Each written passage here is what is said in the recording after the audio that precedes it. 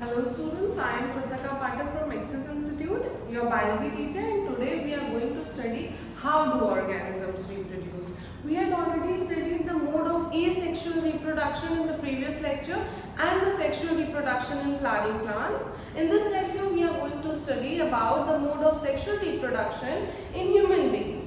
Before we should know how human beings reproduce, there is a phase we have to know in which phase the human beings get evolve themselves or makes themselves sexually mature for reproduction. So adolescence is a phase in which human beings get some changes in their body. Okay, this phase comes up to year of 10 to 19 years, right? Abhi aap log, you must have been feeling that some changes are happening inside your body. और ये changes क्यों हो रहे होते हैं? Because we are gaining a phase of life that is known as puberty.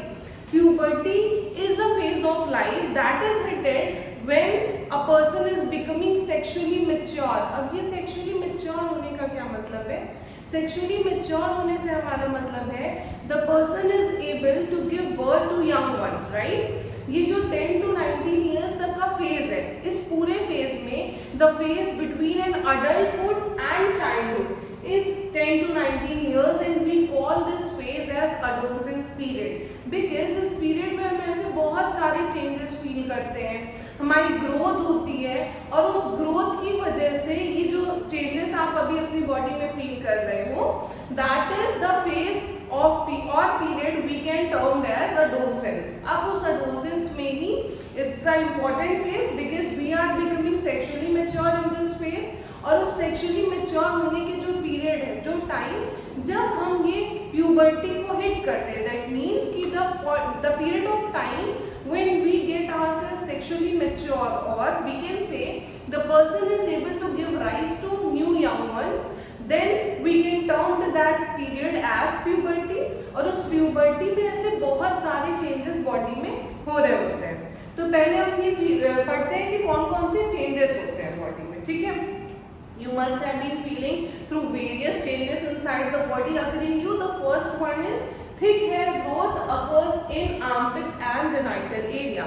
जो hair की growth होती है, जब हम चाइल्डहुड में होते हैं तो यूजुअली हमारी बॉडी में जो हेयर्स के अपीयरेंस होते हैं वो बहुत ही कम होते हैं, बट जैसे जैसे हम एडोलसेंस पीरियड में आते हैं या ये कहिए कि जैसे जैसे हमें प्यूबर्टी हिट करती है, हेयर फॉलिकल्स जो हैं वो ज़्यादा डेवलप हो जाते हैं और हेयर्स की ग्रोथ स्टार्ट हो जाती है. Next we are going to read is genital regions become darker.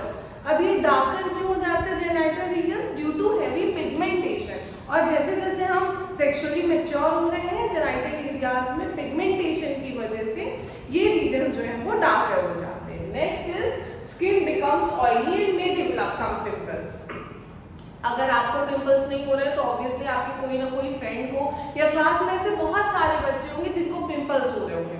उन पिंपल्स का रीजन है कि स्किन जो है वो ऑयली हो जा रही है, उस ऑयलीनेस की वजह से स्किन पे छोटे छोटे पिंपल्स आ रहे हैं and that is the only phase known as adolescence. उस एडोलसेंस में जो ये प्यूबर्टी हिट करने की वजह से चेंजेस आ रहे हैं, जब हम सेक्सुअली मैच्योर हो जा रहे हैं तो बॉडी में कुछ चेंजेस हुए और ये सारे उन्हीं चेंजेस के आउटकम्स है, ठीक है? ये हमें सेक्सुअली मैच्योर तो हम हो चुके from our genital areas but these are some changes occurring inside our body. Next we are going to study is how a different human being, that means a male and a female, gains some different changes. Males में कुछ दूसरे changes होते हैं और females में कुछ दूसरे changes होते हैं. तो हम एक एक करके पढ़ते हैं कि ये जब puberty hit कर रही होती है तो मेल में कौन से changes हो रहे हैं और फीमेल में कौन से changes हो रहे हैं. तो अगर हम मेल की बात करें तो सबसे पहले लिखा हुआ है facial and underarm hair growth, right? आप जैसे आप अपने पापा को देख लो, पापा की बियर्ड होते हैं, माउस्टेचेस होते हैं.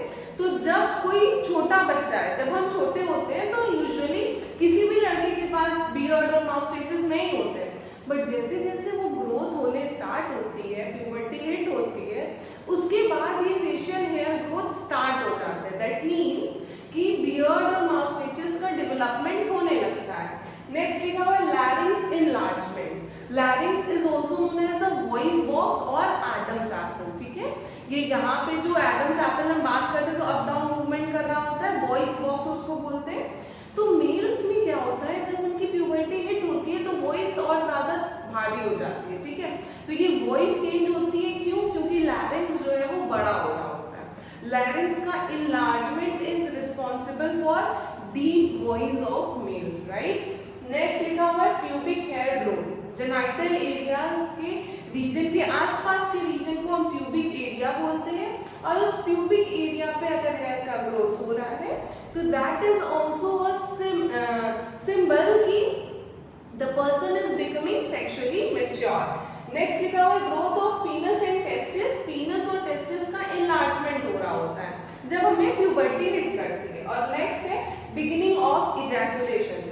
आप you must have feel sometimes all the boys, जो इरेक्शन हो रहा होता है पीनस का वो उसी टाइम पे होता है जब maybe you are daydreaming और at night, that is because you are becoming sexually mature. तो वो कभी कभी ओकेजनली इजैकुलेशन का प्रोसेस या फिर we can say erection of penis is felt by all the males that had get puberty. Now we are going to discuss about the changes that has been occurred in a female.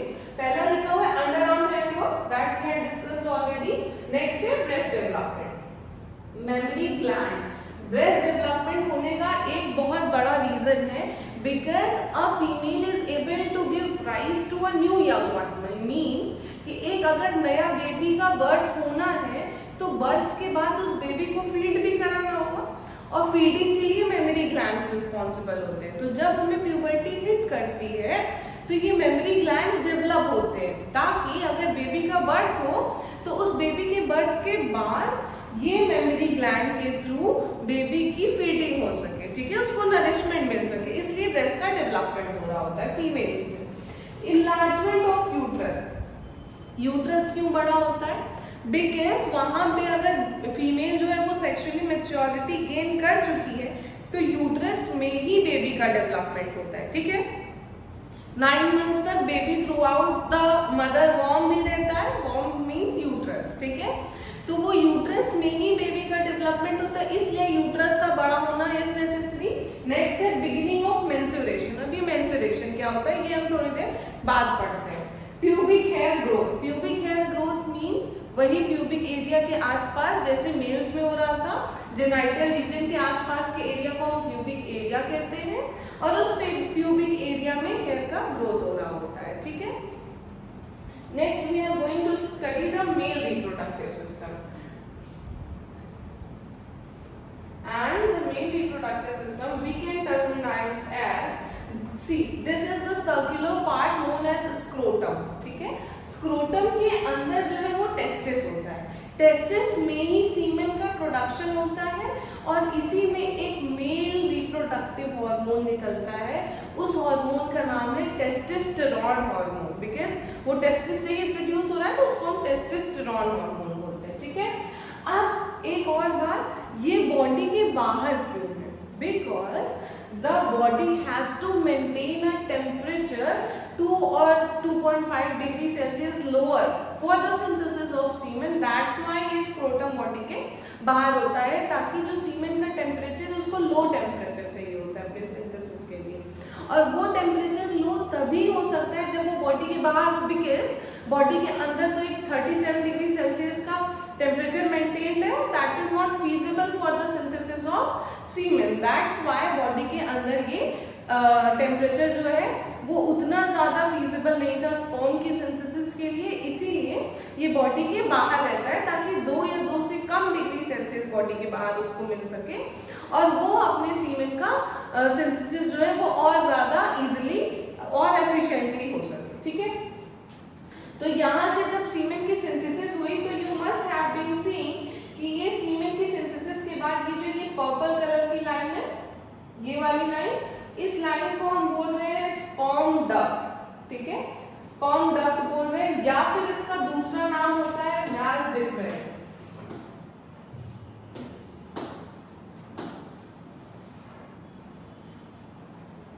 अब ये vas deferens से क्या हो रहा होता है, यहाँ से स्पर्म जो है वो ट्रांसमिट होता है और धीरे धीरे आते हुए यहाँ पे आता है। आप देखिए यहाँ पे कई सारे ग्लैंड्स हैं। इस वाले ग्लैंड का नाम है प्रोस्टेट ग्लैंड, इस वाले ग्लैंड का नाम है कूपर्स ग्लैंड। तो ये सारे ग्लैंड जो है वो हार्मोन सिंथेसाइज करते हैं और ये हार्मोन जो है वो सीमेन को और ज्यादा फ्लूइड बनाते हैं और उसमें ज्यादा न्यूट्रिएंट्स ऐड कर रहे होते हैं, कुछ कैल्शियम रिच सब्सटेंसेस पोर करते हैं ताकि सीमेन जो है उसकी मोटिलिटी और बढ़ जाए, वो आगे की तरफ मूव करे। आप यहाँ पे देख रहे होंगे ये यूरिनरी ब्लैडर है, ठीक है। यूरिनरी ब्लैडर भी जा करके अब यहाँ पे एक कॉमन पाथ दिख रहा है आपको, यानी कि यूरिनरी ब्लैडर और स्पर्म डक्ट दोनों ही कॉमनली इस यूरेथ्रा के थ्रू बाहर आते हैं, यानी कि यूरिन का इजैकुलेशन और स्पर्म का इजैकुलेशन एक ही पॉइंट से हो रहा है, यूरेथ्रा से। Urethra is in the पीनस, right. और ये जो मूवमेंट है फ्रॉम टेस्टिस से सिर्फ अगर स्पर्म का मूवमेंट हो रहा है तो वो टेस्टिस से होगा, ठीक है। इस तरह से मूव होता होगा वो आगे जाएगा। अगर यूरिनेशन होना है तो ये ब्लैडर से यूरेथ्रा के थ्रू बाहर आ जाएगा। This was all about the male reproductive system and next we are going to study about the female reproductive system, ठीक है। फीमेल रिप्रोडक्टिव सिस्टम में we are seeing here a ovary, यहाँ ovary है और इस ओवरी से ही connected ये फैलोपियन ट्यूब है, ठीक है। अब ये फैलोपियन ट्यूब लाइक स्ट्रक्चर है तो ऑब्वियसली ट्रांसपोर्टेशन का काम करेगी। ओवरी से फीमेल रिप्रोडक्टिव गैमीट निकलेगा जिसका नाम होगा ओव्यूल, ठीक है। अब ये ओव्यूल ट्रांसफर होता है इस फैलोपियन ट्यूब के साथ, ठीक। अब यहाँ से फैलोपियन ट्यूब अगर वहां पे ओव्यूल के पास उस समय रिप्रोडक्शन या मेटिंग का प्रोसेस होता है और स्पर्म आ जाता है तो यहाँ फैलोपियन ट्यूब में sperm will fertilise the ovum and form zygote. अब वो जाइगोट यहाँ पे यूट्रस में जाकर के इम्प्लांट हो जाता है और वहां से पूरा बेबी का डेवलपमेंट हो रहा होता है। वी कैन से कि ये यूट्रस में इम्प्लांटेशन हो रहा है, क्योंकि जहाँ पे जाइगोट का इम्प्लांट हो रहा है उसको हम इम्प्लांटेशन बोल सकते हैं। अब ये इम्प्लांटेशन के बाद we can see following parts is birth canal, यहाँ से जहाँ से बेबी का डेवलपमेंट बाहर की साइड होगा या वी कैन से कि बेबी जो है वो बाहर की दुनिया में आ रहा है वो इस बर्थ कैनाल से आता है, इसको हम बोलते हैं सर्विक्स और last part is known as vagina, ठीक है। यहाँ से पूरा ओवम इस तरह से बॉडी के बाहर जा रहा है। अब अगर सपोज ये तब की बात है जब बेबी डेवलप हो रहा होगा, ठीक है, जब स्पर्म ने आके यहाँ पे फैलोपियन ट्यूब में ओवम को फर्टिलाइज कर दिया। व्हाट विल हैपन कि अगर ओवम जो है वो फर्टिलाइज नहीं हुआ, because we are gaining puberty at the age of 12 to 13, ठीक है। फीमेल्स की प्यूबर्टी 12 to 13 एज तक आ जाती है और उस प्यूबर्टी के बाद इट्स नॉट पॉसिबल कि फीमेल्स जो है वो मेट कर रहे हैं, because obviously we are not able to give rise to a young ones. Although sexually mature हम हो चुके हैं लेकिन किसी दूसरे बेबी की रिस्पॉन्सिबिलिटी हम नहीं ले सकते। इसीलिए अगर यहाँ पे तो मेटिंग होती नहीं है उस टाइम पे, तो अगर मेटिंग नहीं हो रही है तब क्या होगा, तब ये यूट्रस में बहुत सारी ब्लड कैपिलरीज बनना स्टार्ट हो जाती है। ब्लड कैपिलरीज क्यों बन रही होती हैं? क्योंकि यूट्रस इज थिंकिंग ना कि अगर ये फर्टिलाइज हो गया और जाइगोट का फॉर्मेशन हो गया तो बेबी के डेवलपमेंट के लिए, बेबी के नरिशमेंट के लिए तो उन्हें ब्लड चाहिए, ठीक है। ब्लड के थ्रू वो बेबी को डेवलप करेंगे, उसको नरिशमेंट देंगे, ऑक्सीजन देंगे, सारी चीजें। तो इस यूट्रस के अंदर जो है वो इस तरह से ब्लड लाइनिंग्स बनने लगती है। इन केस कि अगर ये फर्टिलाइज हो गया तो क्या होगा, लेकिन अगर ये फर्टिलाइज नहीं होता है तो यही blood capillaries after 1 month gets breaks down और उसी तरह से ये ब्लड का फ्लो जो है वो थ्रू द वजाइना स्टार्ट हो जाता है और इसी को हम बोलते हैं menstruation cycle, that we are going to read in the next segment. This is menstruation cycle. अब इसमें क्या हो रहा है, अभी मैंने पढ़ा कि अगर ओवम जो है वो फर्टिलाइज ना हुआ, ठीक, तो ये सारी ब्लड लाइनिंग्स जो है वो फ्लो आउट करने लगेंगी फ्रॉम द वजाइना। तो ये जो ये फ्लो का सेशन होता है वो 1 to 7 days तक चलता है, ठीक 1 to 7 डेज तक चलती है, और उसके बाद जो लाइफ साइकिल है उसमें 8 से 17 डेज तक पॉसिबिलिटी है कि अगर फर्टिलाइजेशन होता है तो नेक्स्ट बेबी का डेवलपमेंट स्टार्ट हो जाए, या फिर हम ये कहें कि जाइगोट का फॉर्मेशन होता है।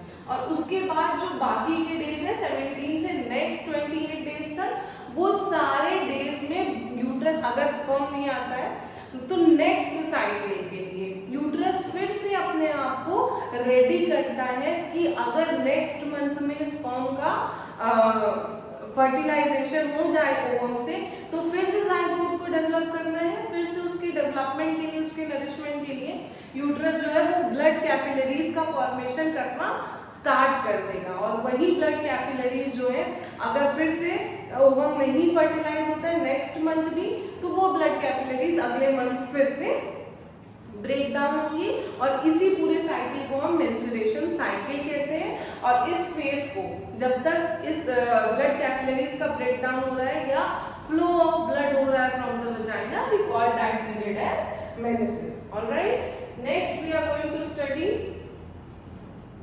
The period known as reproductive health. अभी रिप्रोडक्टिव हेल्थ क्या होता है? देखो, हम अभी तक पढ़ रहे थे कि जितने भी रिप्रोडक्शन की मैनर्स हैं, मेटिंग हो रही है, उसके बाद डेवलपमेंट हो रहा है, अगर डेवलपमेंट नहीं हुआ तो मेंस्ट्रुएशन साइकिल स्टार्ट हो जा रही थी फीमेल्स में। लेकिन व्हाट अबाउट मेल्स? मेल्स और फीमेल्स, अगर हम इन दोनों को एज ए सोसाइटी जज करें तो रिप्रोडक्टिव हेल्थ वो स्टेट है, it is a complete state, physical, mental and social well being and not merely the absence of disease. ठीक है, हमने क्लास 9th में why do we fall in chapter में पढ़ा था कि एक डिजीज फ्री और एक हेल्दी पर्सन में अंतर होता है। जो डिजीज फ्री है नॉट नेसेसरी कि वो हेल्दी हो, बिकॉज अगर वो डिप्रेस्ड है तब तो हम उसे हेल्दी नहीं बोलेंगे। तो रिप्रोडक्टिव हेल्थ का मतलब है कि कोई भी डिजीज ना हो, फिजिकली, मेंटली, सोशली वो हेल्दी हो सारे मैटर्स में, और उसका रिप्रोडक्टिव सिस्टम जो है वो अच्छे से फंक्शन कर रहा हो और अच्छे से प्रोसेस कर रहा हो। अब ये रिप्रोडक्टिव हेल्थ से क्या मतलब है, पहले इसको समझते हैं। ये तो उसकी डेफिनेशन हो गई, लेकिन in real if we are going to study what is reproductive health, वो एक स्टेट ऑफ मेंटल कंडीशन है when we are choosing our partners, no matters कि वो पार्टनर सेम जेंडर के हो या ना हो, ऑपोजिट जेंडर्स के भी हो सकते हैं, सेम जेंडर्स के भी हो सकते हैं। तो every person has the right to choose their partner. ठीक है, तो हम मेंटली हैप्पी रहेंगे। दूसरा, अपनी रिप्रोडक्टिव लाइफ में ऐसे बहुत सारे डिजीजेस होते हैं जो रिप्रोडक्शन के थ्रू फैल रहे होते हैं, because that is a intimacy of the body. अगर हमें कोई वायरल डिजीज हो रही है, कोई हमारे सामने चीखता भी है तो भी हमें इन्फेक्शन लग जाता है। तो रिप्रोडक्शन में तो बहुत ज्यादा इंटिमेसी हो रही है, तो ऑब्वियसली डिजीज का ट्रांसमिशन होगा।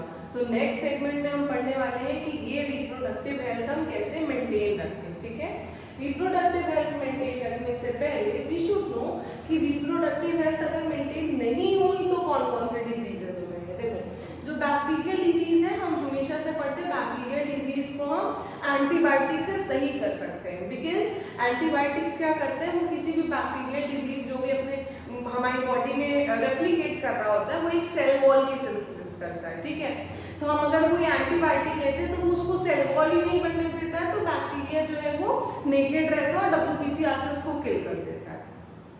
ये चीज होती है एंटीबायोटिक के साथ। लेकिन वायरसेस तो ऐसा कोई शेल अपने सेल मेम्ब्रेन बनाते ही नहीं है, तो जब वो सेल मेम्ब्रेन बना ही नहीं रहे तो कोई एंटीबायोटिक उनके सेल मेम्ब्रेन बनाने के पैसेज को ब्लॉक करेंगे तो सवाल ही नहीं होता। तो means viral diseases can not be cured from antibiotics. तो बैक्टीरियल डिजीज में सिफिलिस और गोनोरिया है, ये दोनों डिजीजेस सेक्सुअली ट्रांसमिट हो रहे होते हैं और they can be cured. But HIV, AIDS और जेनिटल वॉर्ड्स ये दोनों वायरल डिजीजेस हैं and they are not curable. ठीक है, ये क्रॉनिक डिजीज है और ये पूरी लाइफ टाइम होती है। उसके बाद we are going to study about contraception. ठीक है, जब हम रिप्रोडक्टिव हेल्थ के बारे में बात कर रहे थे तभी हमने बताया था कि कोई भी पर्सन हो, if that person is mating, तो इट इज नॉट नेसेसरी ना कि every person is ready to rise a children. Every mating should not result in the formation of a zygote or baby, because तब तो population भी बहुत ज्यादा high हो जाएगी। अगर हर मीटिंग से बेबी का ही बर्थ हो रहा हो तो every person since puberty till the period of the person that is sexually mature, तब तक के लिए ये जो मेटिंग है उस प्रोसेस में ज़रूरी नहीं है कि हर बार बेबी का डेवलपमेंट हो। वो डेवलपमेंट को स्टॉप करने के लिए कुछ मेथड्स होते हैं। कॉन्ट्रासेप्शन उसी को कहते हैं कि मेटिंग तो हो बट बेबी ना हो। Contraception prevents pregnancy suppose by interfering the normal processing of ovulation, fertilisation and implantation. अगर मेटिंग हो रही है और ओव्यूल नहीं फॉर्म हो रहा है तो स्पर्म किसको फर्टिलाइज करेगा? फर्टिलाइज किसी को नहीं करेगा और जाइगोट का डेवलपमेंट नहीं होगा। जब जाइगोट ही नहीं बनेगा तो बेबी भी नहीं बनेगा। दूसरी बात, अगर मेटिंग हो रही हो, ओवम भी है स्पर्म भी है, मगर अगर ओवम और स्पर्म फ्यूज ही ना हो, अगर ओवम और स्पर्म फ्यूज ही ना हो तो फर्टिलाइजेशन नहीं होगा, यानी कि जाइगोट नहीं बनेगा। अगर जाइगोट बना ही नहीं तो बेबी कहाँ से डेवलप होगा? लास्ट लिखा हुआ implantation. In case suppose zygote बन भी जाता है, अगर वो यूट्रस तक नहीं आया तो इम्प्लांट कहाँ होगा? यूट्रस में ही तो इम्प्लांट हो रहा था, वहां पे बेबी का डेवलपमेंट हो रहा था क्योंकि उसको ब्लड कैपिलरी से नरिशमेंट मिल रहा था। तो इन तीनों प्रोसेसेस को अगर हम स्टॉप कर दें तो we can prevent pregnancy even though the person is mating. Understood? Mating के बाद भी प्रेगनेंसी को प्रिवेंट करना is a process known as contraception. अब हम बात करते हैं कि हम कैसे प्रिवेंट कर सकते हैं। ऐसे बहुत सारे मेथड्स होते हैं जिसको हम ऑप्ट करेंगे, उन मेथड्स को हम बोलते हैं कॉन्ट्रासेप्टिव मेथड्स। ठीक है, अब कॉन्ट्रासेप्टिव मेथड्स में पहला मेथड है बैरियर मेथड। बैरियर का मतलब ये आप लोग अगर स्कूटी चला लो, साइकिल चला लो, पता अच्छा बैरियर लगा है मीन्स उसके आगे नहीं जाना है। तो बैरियर का मतलब जो किसी का रास्ता, जो किसी का पाथवे स्टॉप कर दे। ठीक है, तो the method of creation of mechanical barrier so that the sperm doesn't reach the egg. अभी मैंने बोला कि अगर किसी का रास्ता ब्लॉक करता है, हम लोग रोड पे साइकिल चला रहे हैं, स्कूटी चला रहे हैं, तो बोलते हैं अच्छा बैरियर लगा हुआ है, दूसरे रोड से जाना। ठीक है, तो वो तो हमारी डे टू डे लाइफ में बैरियर का मतलब हो गया रास्ता ब्लॉक है। फीमेल रिप्रोडक्टिव पार्ट या मेल रिप्रोडक्टिव पार्ट में भी अगर ओवम या स्पर्म के मूवमेंट का रास्ता यानी कि पैसेज ही ब्लॉक कर दे, उस ब्लॉक के पैसेज के ब्लॉक करने के प्रोसेस को हम बैरियर मेथड कह रहे हैं। और वो ब्लॉक कैसे होगा? एग्जाम्पल में लिखा हुआ है कॉन्डम्स। कॉन्डम्स क्या होते हैं? एक लैटेक्स शीट होती है स्ट्रेचेबल, उसको अगर पीनस या ओवम के अराउंड में रैप कर ले तो जो भी फीमेल गैमेट या मेल गैमेट है वो आपस में फ्यूज नहीं कर पाएंगे and we can prevent pregnancy. Next method we are going to study is hormonal balance, hormonal barriers. अब ये हार्मोनल बैरियर्स क्या होते हैं? हार्मोन्स हमने बताया अभी कि मेल्स में जो हार्मोन्स निकलते हैं वो टेस्टोस्टेरोन है और जो फीमेल्स में हार्मोन्स निकलते हैं वो एस्ट्रोजन और प्रोजेस्टेरोन होते हैं। ठीक है, तो फीमेल्स में ही प्रेगनेंसी का स्टेबलाइजेशन हो रहा है, तो ये हार्मोनल बैरियर्स क्या करते हैं? ये फीमेल्स के लिए बने हुए हैं। तो जितने भी हार्मोन्स होते हैं एस्ट्रोजन प्रोजेस्टेरोन, ये दोनों हार्मोन्स जो हैं ये लिखा हुआ है कुछ पिल्स होती हैं यानी कि कुछ दवाएं होती हैं। एग्जाम्पल में सहेली माला की, these are the pills that prevents pregnancy. Next है लिप्स लूप, ये एक रॉड लाइक छोटा छोटा स्ट्रक्चर होता है जिसको हम अगर अपने ब्लड में वेन्स में अंदर इम्प्लांट कर लें तो उसके बाद भी फीमेल बॉडी का जो हार्मोनल है, हार्मोन्स का लेवल है, वो हार्मोनल लेवल चेंज हो जाएगा जिसकी वजह से ओव्यूलेशन नहीं होगा या ओव्यूलेशन हो रहा है तो फर्टिलाइजेशन नहीं होगा या फिर इम्प्लांटेशन। अलग अलग चीजें अलग अलग वे से एक्ट कर रही होती है टू प्रिवेंट प्रेगनेंसी। लास्ट लिखा हुआ है कॉपर टी। अब ये कॉपर टी इस टाइप का स्ट्रक्चर होता है। ठीक है, इसको भी हम यूट्रस में इम्प्लांट करते हैं और यूट्रस में इम्प्लांट करने के बाद ये कॉपर रिलीज करता है and copper ion is highly hostile for the sperm movement. ठीक है, तो जैसे ही अगर वेजाइना के थ्रू स्पर्म मूव कर रहा है यूट्रस में ये कॉपर टी है तो वो कॉपर रिलीज करेगा और स्पर्म की डेथ हो जाएगी इनसाइड द यूट्रस, वो फैलोपियन ट्यूब तक जाएगा ही नहीं। और जब वो फैलोपियन ट्यूब तक जाएगा ही नहीं तो फर्टिलाइजेशन नहीं होगा। Next we are going to study the surgical method. अब ये सर्जिकल मेथड क्या होता है? सर्जरी के थ्रू अगर हम कॉन्ट्रासेप्शन अचीव कर रहे हैं, इफ सर्जरी के थ्रू हम प्रेगनेंसी को प्रिवेंट कर रहे हैं तो उस मेथड को हम सर्जिकल मेथड कहेंगे। दो तरह के मेथड वैसेक्टोमी। देखो मैंने वो जो स्पर्म डक्ट था उसका दूसरा नाम क्या बताया था, वैस डिफरेंस।